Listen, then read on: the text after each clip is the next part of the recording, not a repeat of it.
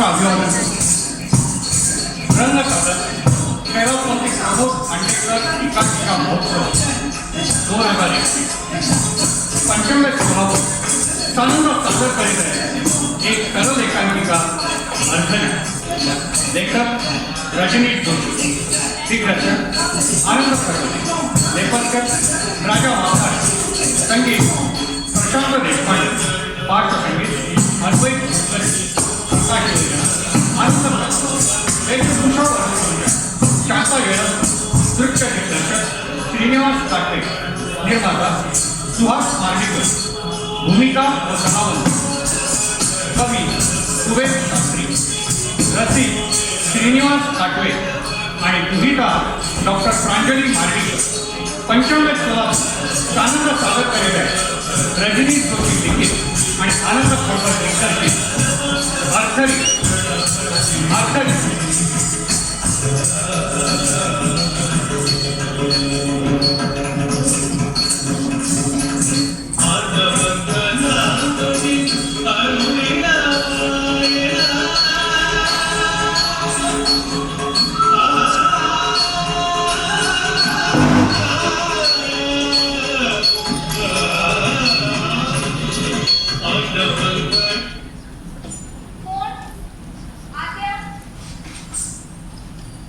मला दुहिता मॅडमना भेटायचं होतं. काही विशेष? काही नाही, त्यांच्याशी थोडं बोलायचं होतं. या आत या. मॅडमच्या रियाजात काही व्यत्यय तर आला नाही ना? बोला, काय काम काढलंय? आय एम सॉरी, मी ओळखलंच नाही तुम्हाला. बसा. नाही, काल तुम्ही रंगमंचावर वेगळ्याच दिसत होतात आणि आता कलावंताचं असंच असतं. त्याचं रंगमंचावरचं रूप वेगळं आणि प्रत्यक्षातलं असणं निराळच असतं. खरंच कालचं तुमचं स्टेज परफॉर्मन्स पाहून भारून गेलो. खूप वेळ भानावरच नव्हतो. तुमच्या नृत्याच्या द्रुतलयीत मी माझी लय विसरून बसलो. सकाळपासून चैन पडेना जीवाला, म्हणून भेटायला आलो तुम्हाला. छान, बरं वाटलं मला. तुमचं नाव काय? माझं नाव रसिक. काय सांगता? नावाला शोभेलंच वाणे आहे की तुमचं? खरंच अजूनही विश्वास बसत नाही मला.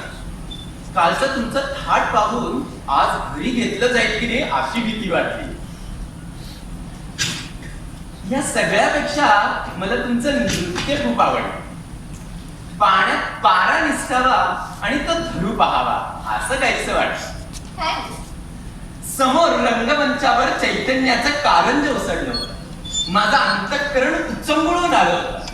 वाद्य घुमरांचा नाद आणि तुमचा पदन्यास. नृत्याचे बोल हळूहळू विरत गेले आणि फक्त तुमचा पदन्यास दिसून आला. विलक्षण अनुभव दिला तो तुम्ही. रसिक, तुम्ही ज्या शब्दात माझं कौतुक करताय त्या शब्दांसाठी आम्ही कलावंत आसुसलेले असतो. तुमच्यासारख्या एक जरी प्रेक्षकाने आमची कला पाहिली तरी आमचं नृत्य सफल होतं. असे प्रेक्षक मिळणं हेही कलावंताचं भाग्य. काहीतरीच काय बोलता मॅडम. काहीही करता येत नाही म्हणून बोलतासारखा मी चिकटून बसतो खुर्चीला. रसिक, तुमचं बोलणं निराळच आहे. तुम्ही कविता करता का? हा पूर्वी, पण कवितेचा मी भोगता आहे. तुम्हाला आश्चर्य वाटेल, मी सगळ्या कवींच्या कविता वाचल्या आहेत आणि अनेकांच्या मला मुखोद्गत आहेत. इंटरेस्टिंग. म्हणूनच दुहिताजी तुमच्या नृत्यातली लय मला समजली. हालचालीतली गती आणि पदन्यासातला विभ्रम मी अनुभवला. वा, इतक्या खोलात शिरून मनपूर्वक नृत्य पाहणारे तुम्ही खरे रसिक आहात. हा तुमचा मोठेपणा आहे. तुमच्या नृत्यात भारून घेण्यासारखं असं काहीतरी लपलेलं आहे.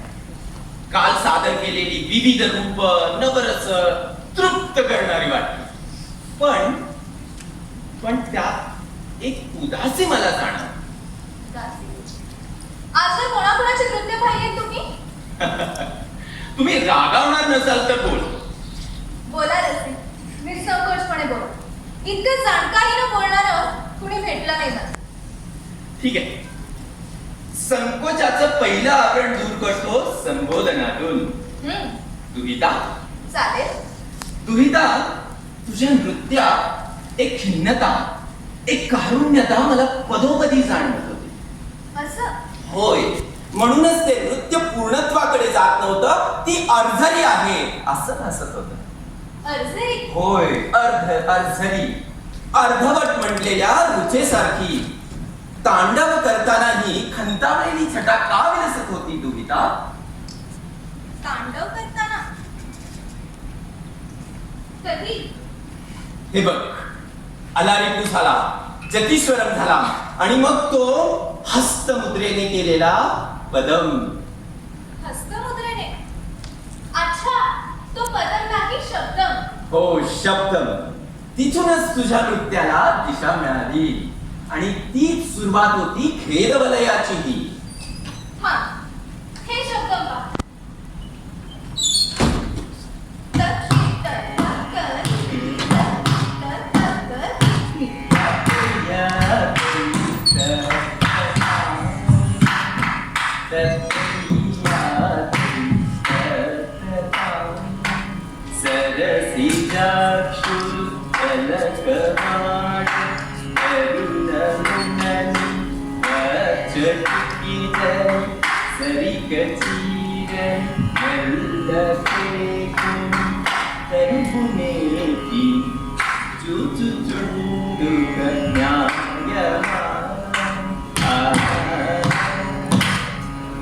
हो, हा प्रारंभ.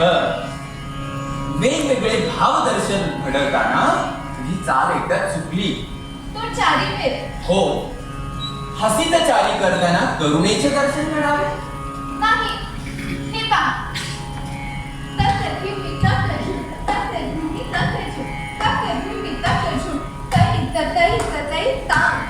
वा वा, दुहिता, खूप छान. आणि तो मृदंगमच्या बोलावर केलेला पदन्यास? तो तीर्मान. हो, तीर्मान. तुला पाहायचा? हो. झलम गुताकधी गुताकधी गेला तो.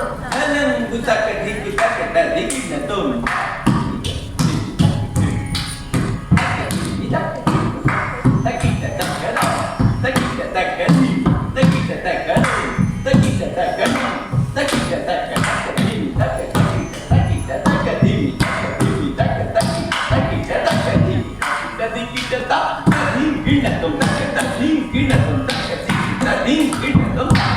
वा, खूपच छान दुहिता, सुंदर. या दुर्लभ नृत्याचं प्रत्यंतर पुन्हा एकदा करून दिलंस दुहिता, खूपच छान. तीर्मानामध्ये कारुण्य कुठे दिसलं तुला? ते फक्त तीर्मानामध्ये नव्हतं, तर ते तिल्लानात पण होतं. काहीतरीच काय, मला नाही वाटत असं. करून पाहणार? हो.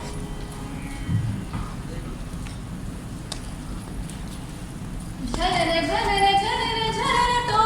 झनन झनन झनन झनन तोम तोम.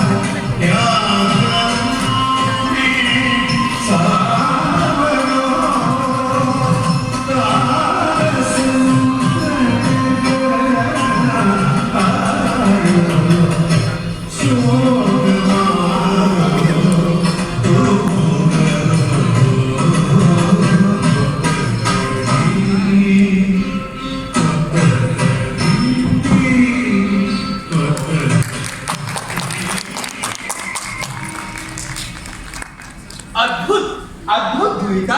काल पाहिलेला आणि आज दिसलेलं नृत्य यात खूप फरक आहे.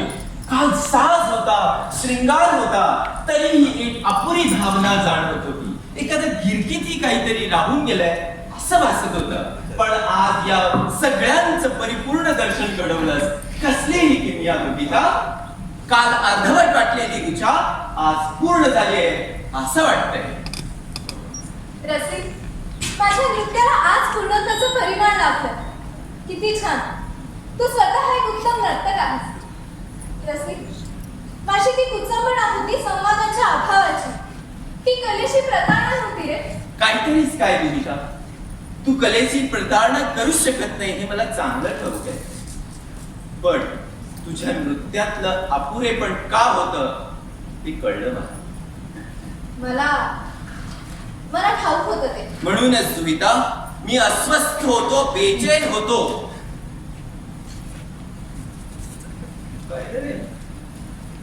याची ओळख?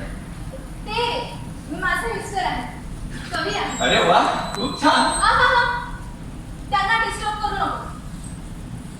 इथं इतका वेळ आपण बोललो, नृत्य केलं, त्याने डिस्टर्ब होत नाही वाटतं त्यांना. नाही, माझं नृत्य त्यांची प्रेरणा आहे. त्यांच्या लेखणीला माझ्या पदविभ्रमांनी गती मिळते. त्यातून त्यांना एक तंद्री लागते असं ते म्हणतात. मला त्यांच्या काही कविता वाचायला मिळते.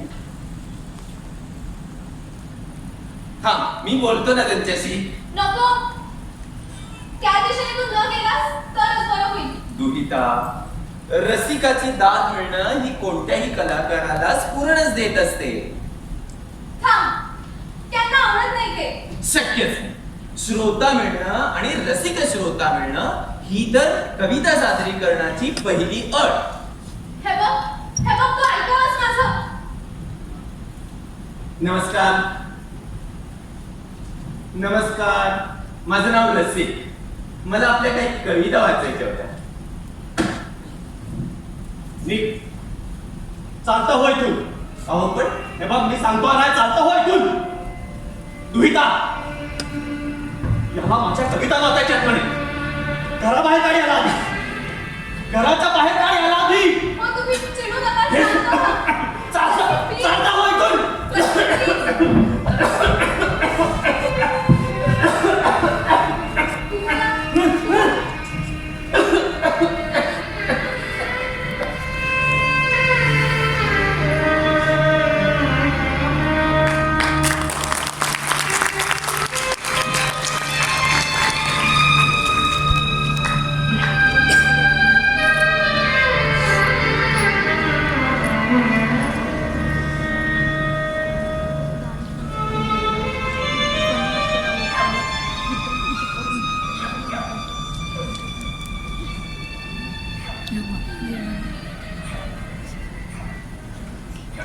दुहिता,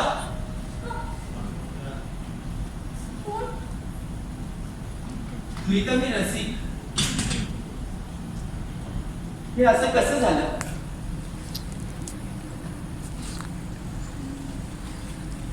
भोग आहेत नशिबाचे. पण कधी झालं हे? तू गेलास त्याच्या दुसऱ्याच दिवशी यांना हार्ट अटॅक आला. जागेवरच नका दुहिता प्राण. म्हणजे मी? नाही, तुझा काही संबंध नाही. उलट मी तुझीच वाट बघते. माझी? हो, तू एक दिवस अचानक आलास आणि रसिक, मी तुझं नाव तेवढं सांगून गेलास. कवीच्या मृत्यूनंतर कुणाशी तरी बोलावं असं वाटत होतं मला. पण दुहिता, त्या दिवशी तूच तर मला दरवाजापर्यंत सोडून निघून गेलीस. रसिक, कवीला माणसं आवडत नव्हती. त्याचं लिहिणं आणि तो एकमेकांमध्ये मिसळलेलं होतं. तो काय लिहायचा, कसं लिहायचं हे वाचायची माझी खूप इच्छा होती. पण तू मलाही जवळ येऊ देत नव्हता. म्हणजे तूही त्यांच्या कविता वाचल्या नाहीस? नाही, त्याने कधी वाचून दिल्या नाही तरी मलाही त्यात गोडी नव्हतीच. मग ती गेल्यानंतर त्यांच्या कवितेचे पाठ मी जपून ठेवलंय.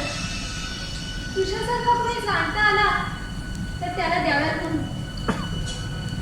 दुहिता, तुमच्यात कधी बोलणं नाही व्हायचं? व्हायचं ना, कामापुरतं. म्हणजे त्याच्या खाण्यापिण्याच्या वेळा सांभाळल्या की त्याला बाकी कशाची गरजही नव्हती. ऑफिसचं काम एकदा आटोपलं की तो आपलं आपलं नीट कमाल आहे. तुझ्या नृत्याबद्दल, तुझ्या कौशल्याबद्दल त्यांना काहीच वाटायचं नाही. नाही. माझं नैपुण्य पाहून एकदाच हरपला तू. नंतर विसून गेल्यासारखा नीट बसायचा त्या टेबलवर. ते गेल्यानंतर त्यांच्या कवितेचे कविता हा,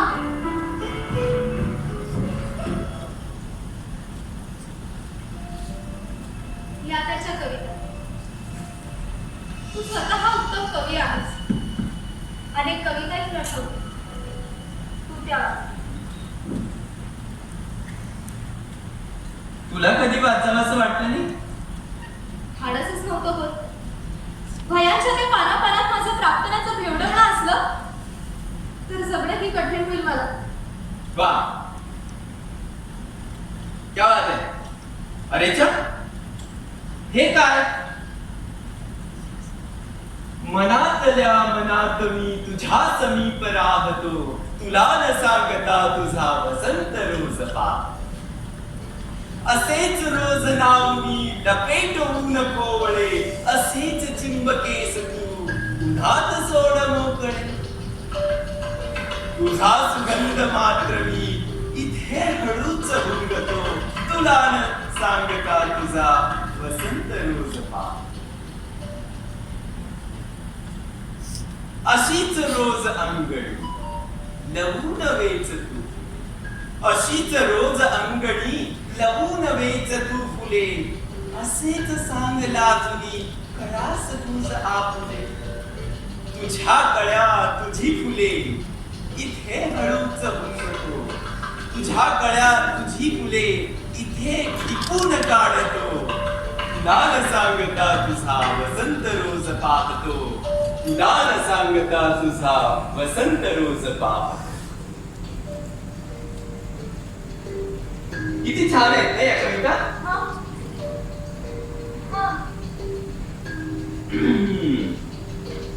ही पण खूप छान आहे हा. मला फार आवडते. हिरवे हिरवे गार गालीचे हरित तृणांच्या मखमालीचे, त्या सुंदर मखमालीवरती फुलराणी ती खेळत होती. गोड दिड्या वातावरणात अव्याज मने होती डोलत. प्रणय चंचलात त्या भूलीला अवगत नवत्या कुमारी केला. आईच्या मांडीवर बसली झोके घ्यावे गावी गावी, यागुनी खावे काय तियेला.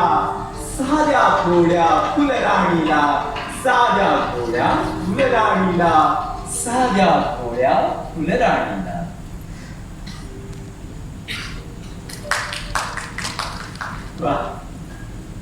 ही पण खूप गोड कविता आहे हा. देखणे ते चेहरे जे प्रांजळांचे आरसे, देखणे ते चेहरे जे प्रांजळांचे आरसे. गोरटे का सावळे या मोल नाही फारसे. गोरटे कसावळे या मोल नाही फारसे. देखणे ते ओठकी जी ओविती मुक्ताफळे. देखणे ते ओठजी ओविती मुक्ताफळे. आणि त्यांच्या लाघवाने सत्य होते कोवळे. आणि त्यांच्या लाघवानी सत्य होते कोवळे. देखणे ते हात ज्यांना निर्मितीचे डोहळे. देखणे ते हात ज्यांना निर्मितीचे डोहळे. मंगलाने गंधलेले सुंदराचे सोहळे. मंगलाने गंधलेले सुंदराचे सोहळे. मंगलाने गंधलेले सुंदराचे सोहळे. मंगलाने गंधलेले सुंदराचे सोहळे. वा, ही कविता पण फार मस्त आहे हा. चालीत म्हणता येत नाही पण मला फार आवडते. ओळखलंच कसं मला? पावसात आला कोणी, कपडे होते कर्दमलेले, केसांवरती पाणी. ओळखलंच कसं मला? पावसात आला कोणी, कपडे होते कर्दमलेले, केसावरती पाणी. क्षणभर बसला, नंतर हसला, बोलला वरती पाहून. क्षणभर बसला, नंतर हसला, बोलला वरती पाहून. गंगामाई पाहुणी आली, गेली गर्ट्यात राहून.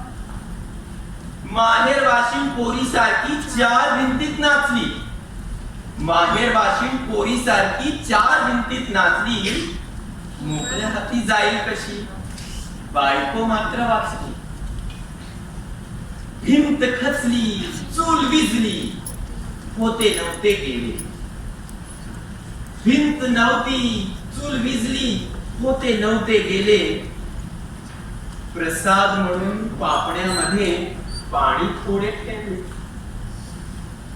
कारभारणीला घेऊन संगे, सर आता लढतो आहे, चिखलदार काढतो आहे, पडकी भिंत बांधतो आहे. खिशाकडे हात जाताच हसत हसत उठला. खिशाकडे हात जाताच हसत हसत उठला. पैसे नकोत सर, जरा एकटेपणा वाटतो. मोडून पडला संसार तरी मोडला नाही कणा. मोडून पडला संसार तरी मोडला नाही कणा. पाठीवरती हात ठेवून फक्त लढ म्हणा.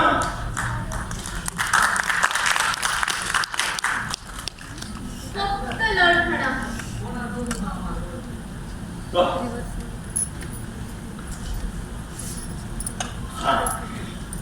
ही कविता पण खूप छान आहे. हा ती ऐकताना नाचावंसं सुद्धा वाटतं.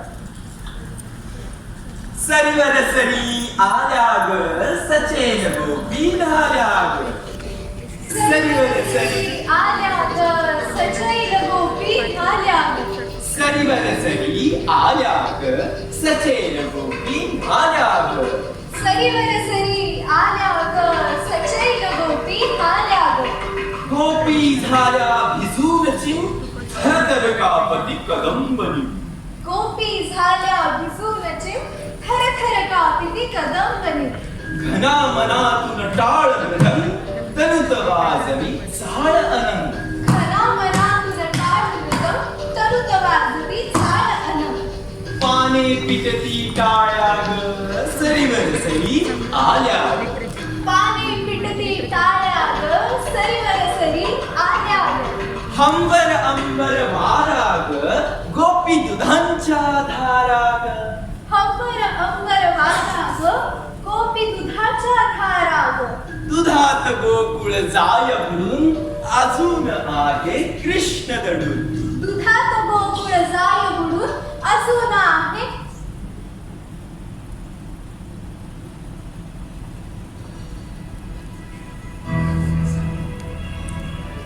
अजून आहे कृष्ण दडून. अजून आहे कृष्ण दडून. दुरिता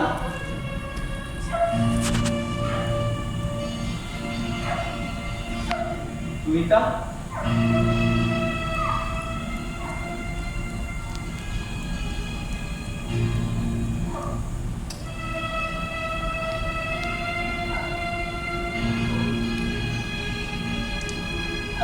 मी तू पण सारे विसरून, आपणही जाऊ मिसळून.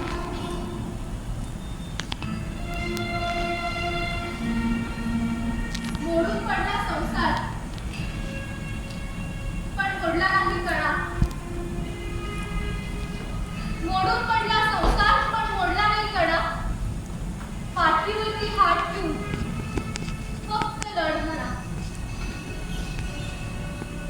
हा, किती अर्थपूर्ण असतात ना कविता. खरंच आयुष्य उलगडून दाखवतं. प्रत्येक आयुष्यावर हा माणूस मला समजलाच नाही.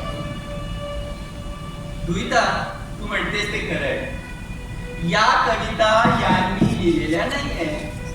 असं का म्हणतोस? दुहिता, या कविता मान्यवर कवींच्या कविता आहेत.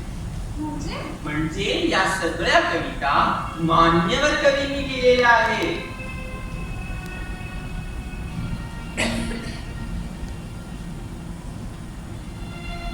तू इथे हे बघ तुझ्यासाठी काहीतरी लिहिलंय.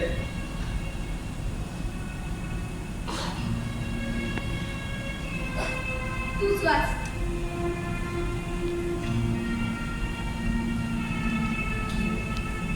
दुहितासाठी कलावंत पत्नी मिळणं हे खरोखर मोठं भाग्य आहे. तिच्या मृत्यूचा कार्यक्रम मी पाहिला आणि माझं शून्य असणं याची मला जाणीव झाली. मी तेव्हापासून कविता लिहायच्या ठरवलं, पण एकही ओळ सुचत नव्हती. आयुष्यभर प्रयत्न केला पण प्रतिभा मला कधी स्पर्शलीच नाही. म्हणून मग मी मान्यवर कवींच्या कविता त्या वहीत रेखाटत राहिलो आणि वाच रसिक. वाच.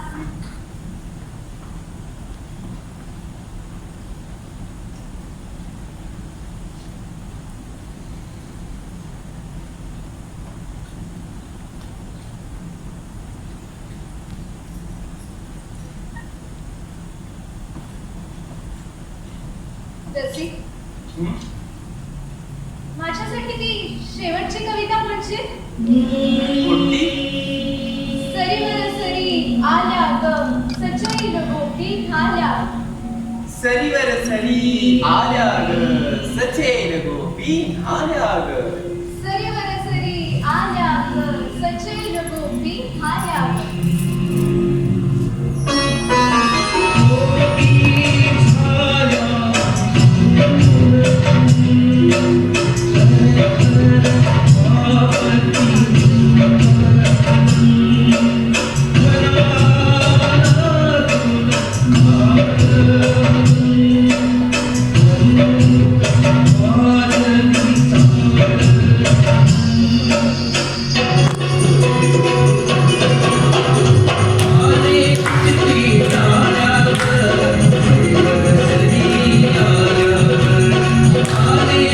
Thank you.